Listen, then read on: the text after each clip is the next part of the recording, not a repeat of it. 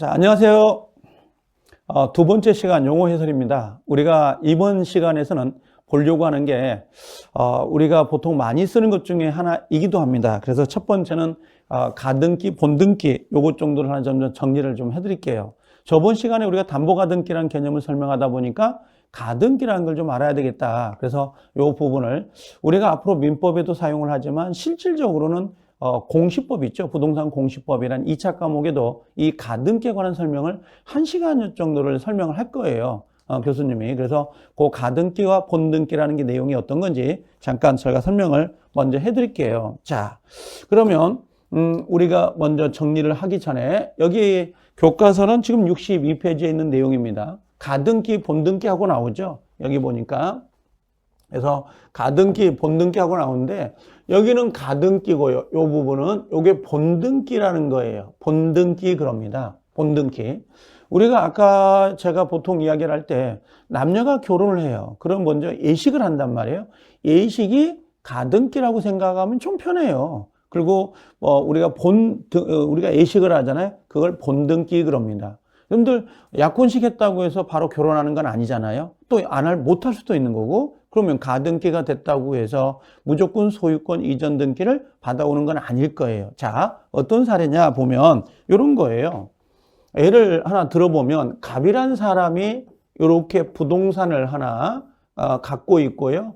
을이란 사람이 이 부동산을 매매를 해올 거예요. 매매를 해올 건데 매매를 했어요. 자, 잔금까지 줬는데요. 잔금을 줬는데 요 갑이 계약을 할 때 을에게 그랬나 봐요. 내가 매매가 당신하고 이루어진다 하더라도 소유권 이전 등기를 바로 못 넘기고 한 2달 있다가 소유권 이전 등기를 내가 넘겨드리겠습니다. 그래도 계약하실래요? 이렇게 물어봤겠죠. 그랬더니 을이 그 집이 괜찮아요. 위치도 좋고 투자 가치도 있고 그러니까 을이 그럼 내가 잔금 치라고 2달 있다가 소유권 이전 등기를 받겠습니다라고 약속을 한 거야. 계약은요, 약속만 하면 돼요. 만약에 약속이 깨지면 계약이 안 되겠죠? 그래서 계약을 했단 말이에요. 약속을 한 거죠. 그리고 그러면 잔금은 자, 요렇게 들어왔어요. 자, 언제? 5월 1일 날 잔금이 완납이 됐다고 합시다. 그렇죠? 그럼 우리 이 사람을 뭐라고 부르죠? 매수인 그래요. 매수인. 받을 숫자를 써요. 물건을 받는 사람. 요건 넘길 도자를 써가지고요. 매도인 이렇게 부르거든요. 자, 그러면 약속대로 등기를 언제 가져와야 돼요? 자, 언제 갖고 와야 돼요? 2달 뒤라고 했으니까 7월 1일 정도에서 요 갑이 가지고 있던 요 소유권 이전 등기가 7월 1일 날 등기부가 요렇게 넘어올 거예요. 누구한테? 을에게. 근데 을은 상당히 불안하지 않을까요? 저 같으면 불안할 것 같아요. 매매 계약은 말 그대로 5월 1일 날 했는데 등기는 7월 1일 날 가져오잖아요. 그럼 얼마나 불안합니까? 그러지 않겠어요? 그럼 을의 입장에서는 뭔가 안전장치를 좀 뭔가 해놔야 되지 않을까? 네, 그래서 만들어진 게 요 가짜 등기, 요 가등기란 게 나오게 된 건데요. 그 이유가 실제는 지금 갑이 을에게 1차 매매를 했잖아요. 근데 간혹 가다가요, 1억이 매매가 됐는데 누군가가 병이라는 사람이요, 이 갑의 집을 2억에 팔겠다는 거예요. 2억에 사겠다는 거예요. 그럼 갑의 입장에서는 을하고 계약을 했지만 까짓 거 1억보다는 2억이 낫잖아요. 그럼 2억에 판 다음에 이 을이라는 사람에게 손해배상 해줘버리고 마무리해버리면 이 을의 입장에서는 손해가 될 수도 있잖아요. 그래서 이런 걸 우리가 나중에 가면 이중매매라는 거거든요. 이중으로 하나의 물건을 이중으로 팔았다. 그럼 이중매매가 되는 걸 막기 위해서 요 안정장치로 요 가등기라는 걸 해놓을 수도 있어요. 아니면 이런 경우도 있어요. 을이 전세를 살고 있는데요. 지나다 보니까 갑의 집이 마음에 들더란 말이죠. 갑의 집이 마음에 들어요. 그럼 어떻게 해요? 우리가 갑한테 내가 당신 집에 전세금 얼마를 주고 들어가 살고 싶어요. 그랬더니 갑이 안 된대요. 2달 뒤에 지금 현재 살고 있는 전세권자가 소멸된다는 거야. 그러면 나는 먼저 선점하고 싶잖아요. 그럼 내가 2달 뒤에 이 집에 전세로 들어올 테니까 내가 계약금을 좀 걸겠습니다. 해놓을 수도 있죠. 그러면 당연히 갑이 그렇게 하세요 라고 했지만 을의 입장에서는 아까 전자처럼 매수를 했지만 잔금을 미리 치렀지만 등기를 안 가져오면 2달 뒤에 가져오기로 약속했다 하더라도 뭔가 불안할 수밖에 없어요. 그래서 등기를 미리 해놓는 거야. 자, 예를 들면 이렇게 갑의 요 갑부동산이니까 갑의 등기에다가 1번 갑이라는 사람이 소유자잖아요. 요 소유권 등기가 이렇게 되어 있어요. 그러면 요 밑에다가 뭘 한다는 거야? 2번 해가지고 을 앞으로 2달 뒤에 소유권을 가져오겠어요. 소유권 이전입니다. 소유권 이전에 요 가짜 등기, 요 등기를 요렇게 해놓은 거야. 일종의 예식 같은 거, 약혼식 같은 걸 해놨다가 나중에 어떻게 돼요? 나중에 가면 정말 2달이 됐을 거 아니에요. 2달이 되면 그때 누가요? 요 을이라는 사람이 요 가등기 한 거 밑에다가 요렇게 해가지고요. 여기에다가 을 소유권 이전 등기라고 해서요. 요 가짜 등기가 이제 뭘로 넘어온 거야? 본등기로, 요렇게 본등기로 넘어오는 거예요. 그러면 요 누군가가 요걸 팔아먹었다 하더라도 요 을이 요 가등기를 실행해버리면, 요 실행하면 을이 소유권을 가져올 수가 있거든요. 그래서 이 가등기라는 건 자기의 그 순번, 우리가 유명한 고깃집 같은 데 가보면 뭐 식당 같은 데 보면 번호표 뺐잖아요. 번호표가 뭐가 돼요? 그게 가등기고요. 그 다음에 손님, 33번 손님 오세요. 그러면 그게 이제 딱 들어가면서 그게 본등기가 되는 형태. 예, 그런 형태. 그래서 가등기라고 하는 건 자기 순위를 보존하기 위한 것이 가장 커요. 자, 그러면 가등기는 어떤 거냐 그랬더니 가등기는 본등기를 하는데 필요한 형식적인 요건이나 실질적 요건이 구비되지 않았을 때 이렇게 돼 있어요. 그럼 우리가 아까 소유권 이전, 대금을 먼저 주지만 소유권 이전 등기는 2달 뒤에 이전하겠다라고 약속을 했잖아요. 그건 불안하죠. 지금 두 달 동안은. 그래서 그 요건을 구비하지 않았다면 장차 본등기란 말 보이죠? 요 아까 우리가 뭐 했죠? 소유권 이전 등기죠. 요 이전 등기의 순위 보존을 위하여 미리 해두는 등기를 지칭한다. 즉 전형적인 하나의 예비 등기인데요.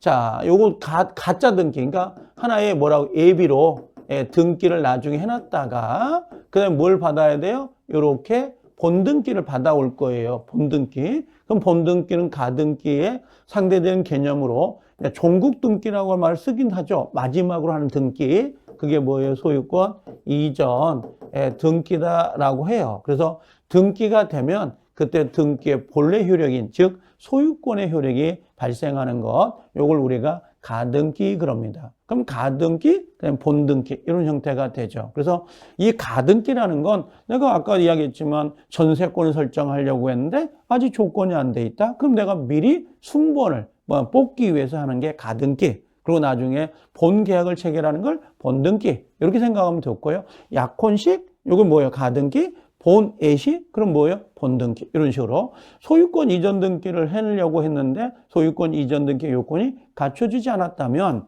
소유권 이전을 못 받잖아요. 근데 불안하잖아요. 그럼 내가 가등기 해놓을 수도 있죠. 그걸 아니면 이런 경우도 있어요. 여러분들 지금이야 이제 예전에 권리 능력 없는 사단이라고 하는 거 문중 땅 같은 거 종중 땅 이 문중 땅 종중 땅 함부로 팔아먹으면 안 된다는 거 아시죠? 죽어서도 내 후손들이 욕해요. 아, 이 양반이 우리 집안에 뭐 땅을 팔아먹어가지고 우리 집안이 이 모양 요 꼴 됐다. 이렇게 항상 손가락질 받는다. 그래서 문중 땅, 종중 땅은 팔아먹는 게 아닌데 만약에 우리가 문중 명의로 등기를 해야 되거든요. 지금 다 해주니까. 근데 예전에는 보통 부동산을 종중 땅, 문중 땅을 오촌 당숙 앞으로 등기를 해놔요. 그럼 오촌 당숙이 견물생심이라고 또 그걸 팔아먹어 버리거든요. 이걸. 그럼 종중 땅 날아가잖아요. 그래서 종중이 이렇게 오촌 당숙한테 부동산을 맡길 때 거기다 가등기를 해놔요. 못 팔아먹어. 팔아먹어도 가등기에게서 본등기를 실행해 버리면 제3자가 취득했던 3자가 권리를 잃어버리거든요. 그때 그 순번을 확보하는 게 가등기의 역할이라고 보시면 상당히 이해가 빠릅니다. 그래서 가등기 요게 상당히 나름대로 써먹을 때가 많아요. 나중에. 그래서 요거 하나 우리가 정리하자라고 해놓은 거고요. 자, 그 다음에 가등기 한 장 더 넘겨볼게요. 옆으로 넘겨가면 63페이지에 있는 부분인데요. 자, 63페이지 넘어오면 뭐가 있냐면 요거 하나가 있네요. 가압류. 자, 우리가 가장 많이 쓰는 것 중에 하나가 요 가압류예요. 가압류. 여러분들 많이 들어봤을 거예요. 가압류, 가압류. 그런데 이 가자가 들어가는 게 우리가 많이 쓰는 게 압류하고 가압류하고 가처분 있지 않아요? 요것들을 좀 정리를 해보자고요. 이 시간에는 또 하나. 요 가자, 요 똑같아요. 이것도 가압류거든요. 자, 우리가 요걸 한번 해보게요. 어떤 게 있냐면 갑이라는 사람이 집이 있어요. 이렇게. 그리고 요렇게 을이라는 사람이 1억을 빌려줬다라고 보자고요. 그럼 요 을을 뭐라고 그런다고 그랬죠? 돈 앞으로 받을 사람, 요걸 뭐라고 그래요? 채권자입니다. 그 다음에 요 갑을 뭐라고 그래요? 아, 이번을 갚을 사람, 의무가 있다, 채무자. 그럼 요 1억을 뭐라 그래요? 아, 채권이라고 하죠. 채무라고 해도 돼요. 갑이 갚을 돈 1억 채무. 그 다음에 을의 입장에서는 받을 돈이니까 채권 그러는데요. 우리나라는 채무란 말보다는 채권이란 말을 더 좋아해요. 이 권세권자를 상당히 좋아해요. 근데 유럽 쪽에서는 보통 그냥 채무 그러거든요. 당신 채무가 얼마야? 이렇게 얘기하는데 우리는 보통 당신 받을 돈, 채권이 얼마야? 그런 식으로 보통 표현을 많이 해요. 강한 걸 워낙 좋아하다 보니까. 그래서 채권, 요건 채권액이고요. 요건 채무자, 요건 채권자가 된다고요. 자, 그러면 만약에 지금 요게 금전이거든요. 이걸 금전, 채권 이렇게 이야기해. 돈 빌려준 거. 근데 만약에 이런 경우가 있을 수 있죠. 갑이 돈을 변제를 해야 될 거 아니에요? 이런 식으로 변제를 분명히 해야 되는데 나중에 변제를 안 해요. 변제를 못 하는 거죠, 결국은요. 변제를 못 했어요. 그럼 어떻게 해요? 당연히 을의 입장에서는 요 채권을 확보할 필요가 있잖아요. 요 1억이라는 채권을 확보할 필요가 있거든요. 그래서 갑이 가지고 있는 요 부동산을 뭐 해요? 가압류한다 이렇게 표현해요. 가압류한다. 즉 채권을 확보할 목적으로 거짓골로 일단 압류를 해놓는다라고 보여요. 누구나가 뭐라고 했어요? 돈을 빌려줘요. 돈을 빌려주는데 변제를 안 하면 채무자 입장에서 채무자가 변제를 안 하면 상당히 요 을의 입장에서는 채권 확보가 좀 어렵잖아요. 그래서 만약에 나는 갑을 믿고 돈 1억을 빌려줬는데 갚질 않더라. 만약에 돈 빌려주면서 아까 저당권 또는 담보가등기를 해놓으면 가장 좋죠. 근데 믿었다니까 을을 믿으니까 그냥 믿고 빌려주는 거야 1억. 근데 안 갚더라 이거죠. 안 갚아요. 그럼 어떻게 해요? 뒤늦게라도 어떻게 법원에다가 이 사람의 재산을 가압류해 주세요. 이렇게 신청을 한다고요. 그럼 법원에서는 을이 정말 받을 돈이 있는지 없는지를 심사를 해서 요걸 우리가 법원에서 신청을 하는 거예요. 그럼 법원에서 요걸 누구한테 요 등기소에다가 요 부동산 등기소가 있어요. 이 등기소에다가 야, 그 부동산 처분하지 못하도록 문건하라. 요게 문꾼다. 요게 가압류예요. 문건하라. 여러분들 불미스러운 사건이긴 하지만 우리가 부부라는 게 결혼해서 살다 보면 뭐 잘 살 수도 있지만 중간에 푸닥거리도 하고 싸우다 보면 또 이혼할 수도 있고 그러잖아요. 요즘은 뭐 이혼하는 게 흠이 아니기 때문에. 그럼 뭐 맨날 두드려 맞고 그러죠. 술만 먹으면 처발라요. 그러죠. 맨날 두드려 맞아요. 그럼 살겠습니까? 그냥 이혼해야지. 근데 만약에 제가 신랑이 맨날 두드려 맞다 보니까 와이프를 상대로 이혼 소송을 제기해요. 근데 모든 부동산이 와이프 명의로 되어 있었던 거야. 그 남자가 착한 남자였던 거지. 그래서 뭡니까? 소송을 하다 보면 나 이혼해 주세요. 소송을 했더니 여자가 이혼을 안 해준다고 막 길리길리 그러는 거예요. 근데 그 중간에 한 소송 기간이 1년이 갈 수도 있고 이혼 소송이 2년이 갈 수도 있잖아요. 그럼 중간에 와이프 명의로 되어 있던 부동산을 야금야금 팔아버린다고. 그럼 나중에 이혼 소송이 확정돼서 야, 위자료 줘라. 그다음에 손해배상 뭐 얼마 줘라 하고 뭐 판결이 떨어졌는데 재산을 집행하려고 했더니 아무것도 없어요. 중간에 싹 팔아먹어 불고. 그럼 어떻게 하겠어요? 소송해봐야, 승소해봐야 아무 의미가 없잖아요. 그래서 그 소송 중에도 재산을 함부로 처분하지 못하도록 하기 위해서 써먹는 게 요 가압류예요. 가압류. 단 전제 조건은 요 금전채권이 전제가 돼 있어야 돼요. 금전채권이. 그럼 자 보세요.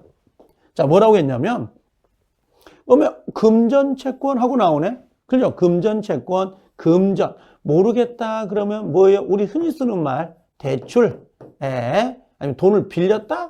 돈을 빌렸다 이런 의미예요. 돈을 빌려서 환산할 수 있는 청구권을 그대로 두면 강제집행이 곤란하게 될 때, 강제집행 돈 안 갚았다 이거죠? 변제하지 않았다. 그럼 미리 이 채권에 대해 동산이나 부동산, 동산, 부동산 다 돼요. 압류하여 미래의 강제집행을 가능케 하기 위한 제도다라고 해요. 미래 강제집행. 강제집행이 뭐예요? 그걸 경매에 붙여가지고요, 경락대금이 나올 거 아니에요. 그럼 경락대금에서 내가 받아가겠어요? 라는 이 채권담보를 확보하는 게 가압류란 말이에요. 가압류.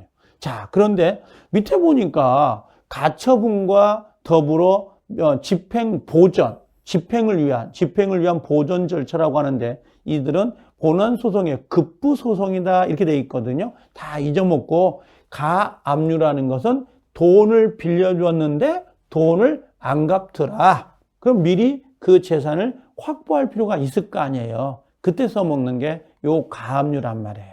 그러면 지금 여기에 가처분이 나와 있잖아요.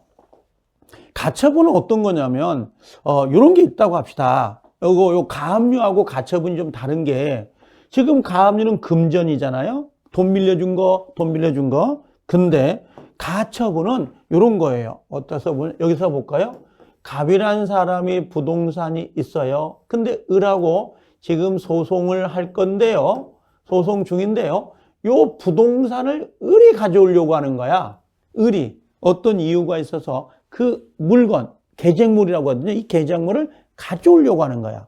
그럼 가져와서 소송을 제기해서 승소 판결을 받아가지고 요 을이 뭐라고 그래요? 요 을이 그 집 주세요. 그랬더니 갑이 이미 팔아버렸어. 누군가에게. 병이라는 사람에게 집을 팔아버렸다면 다시 을은 누구에게? 병을 상대로 다시 또 소송을 해야 됩니다. 그럴 수 있잖아요. 또 그 물건 달라고. 근데 또 소송이 승소했는데 또 팔아먹었어. 그렇죠. 정한테. 그럼 또 다시 해야 된다는 거야. 계속 이 평생 소송하다가 끝날 판이야.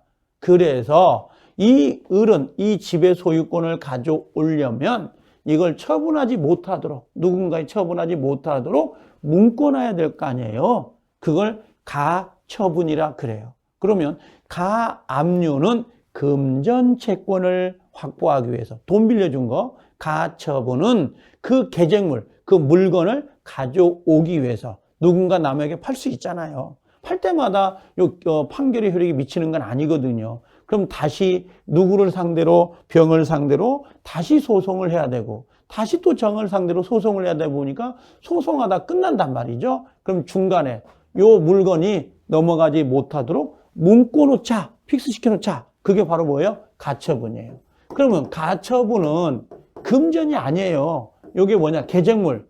요 싸우는 물건을 확보하기 위해서 쓰는 것이 바로 가처분이란 말이에요. 그래서 가처분, 가압류 앞으로 우리가 많이 쓸 거거든요. 그래서 가압류, 가처분 그러면 우리 민법뿐만 아니라 공시법에도 계속 연결이 될 거예요. 그래서 여기 나와 있는 거, 자, 이번 시간은 제가 가등기, 본등기, 그 다음에 가압류, 가처분 요것들을 좀 정리했으니까 정확하게 좀 구별을 해서 기억해 주셨으면 부탁드립니다. 자, 다음 시간에 뵙겠습니다. 안녕히 계세요.